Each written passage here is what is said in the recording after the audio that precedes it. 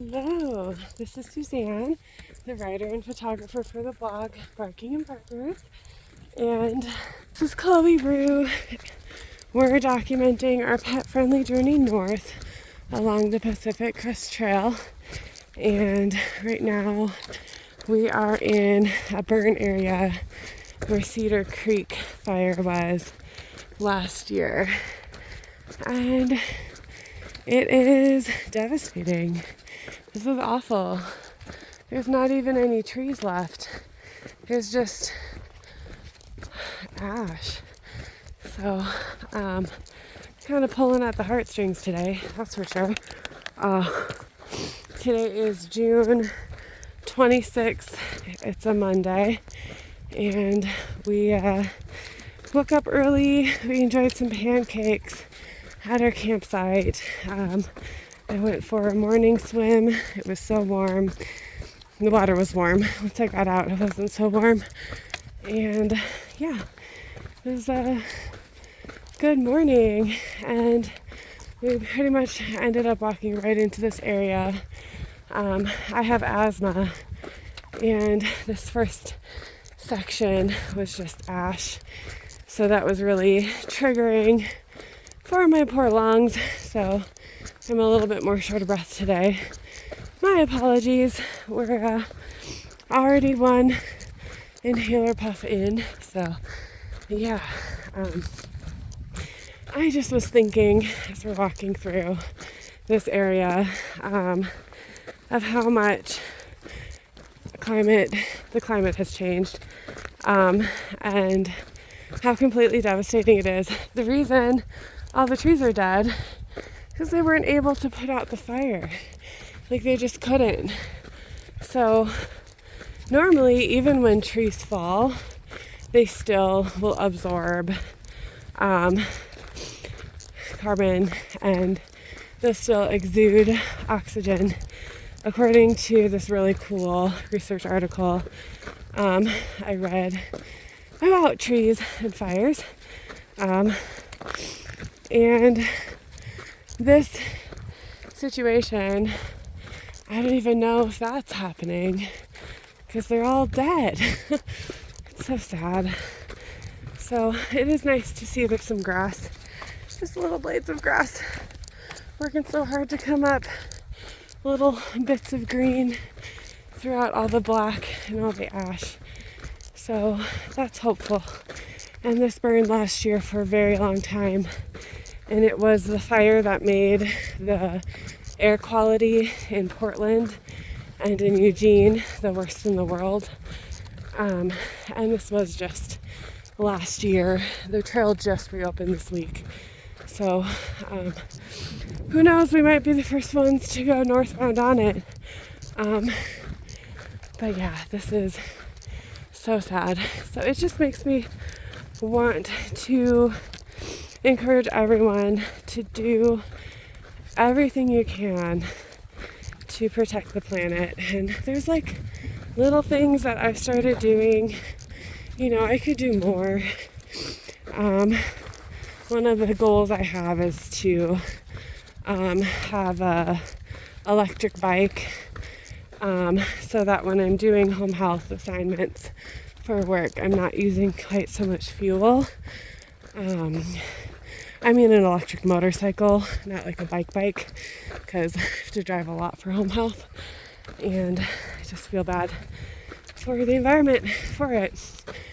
But little things are like to try to buy food in bulk, put them in your reusable bags, and that way you have noodles, cereal, just all of the stuff that you would normally just buy at a grocery store.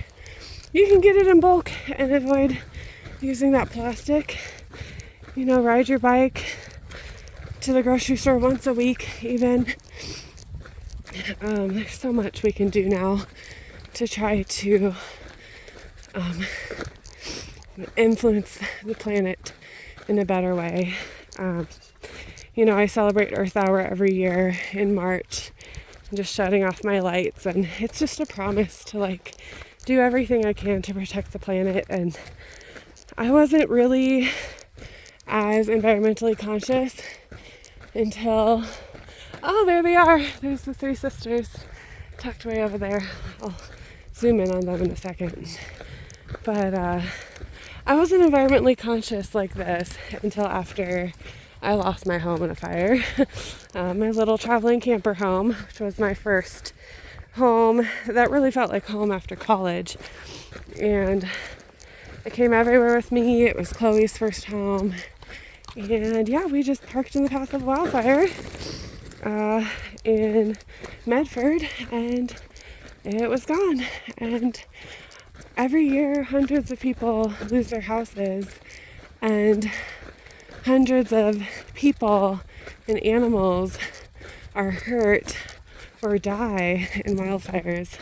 And I just feel like we need to do more. You know, part of my reason for hiking this trail is to try to figure out what I want to do next. And I had an idea of wanting to get more involved in animal rehabilitation and go back for my degree for canine physical therapy. But the other thing I wanted to do is see what I can do to make the environment better. If I can do anything as a volunteer or as an advocate, because this is just not okay. So, and a part of it's like, if you guys watched the video yesterday or the day before, you'll see what it normally looks like to walk through Oregon. Like, the trees are so big, it takes 4 or 5 people to wrap your arms around them.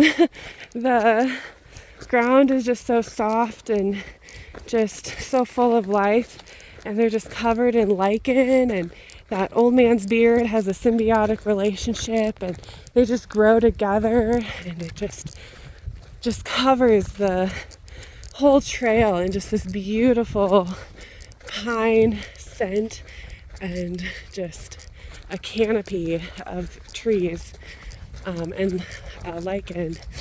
And that's what it normally looks like to walk through Oregon. And seeing this is just absolutely heartbreaking, and knowing that they worked so hard to put this out and they couldn't. That's what's really sad. So yes, here's my call to action. Look at my video from yesterday, the day before, and just see the trees, see the lakes, see how beautiful it is. And then look at this.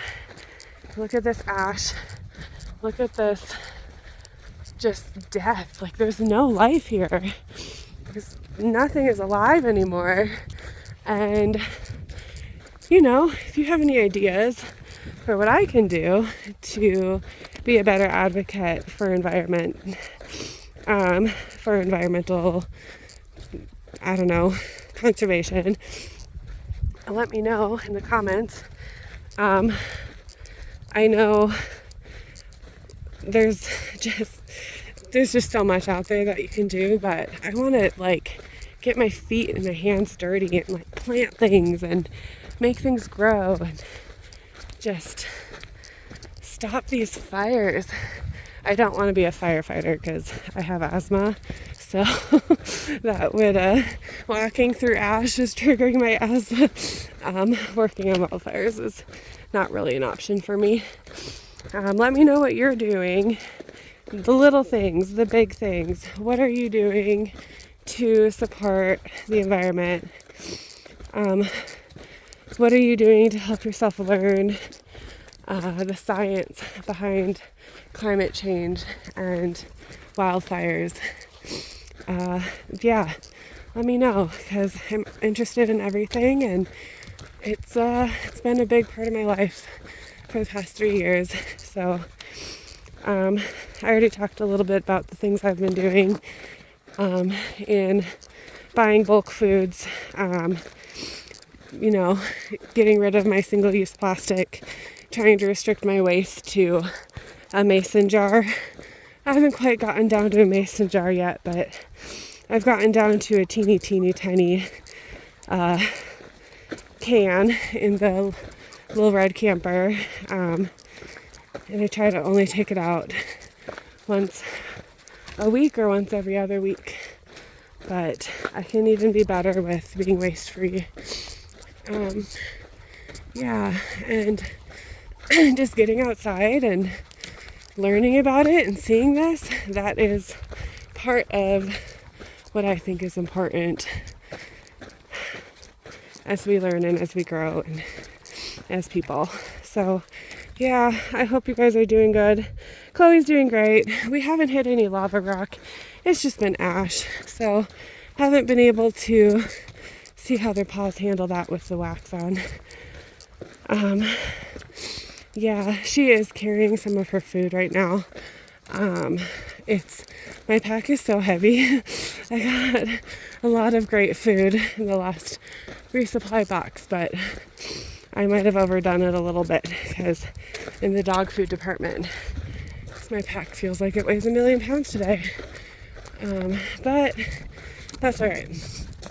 So we have about 5 miles of this Mordor, and then hopefully we're on to some more big beautiful trees of Oregon and Elk Lake and Sisters, and we get to see some friends once we make it there. So super excited to keep plugging forward.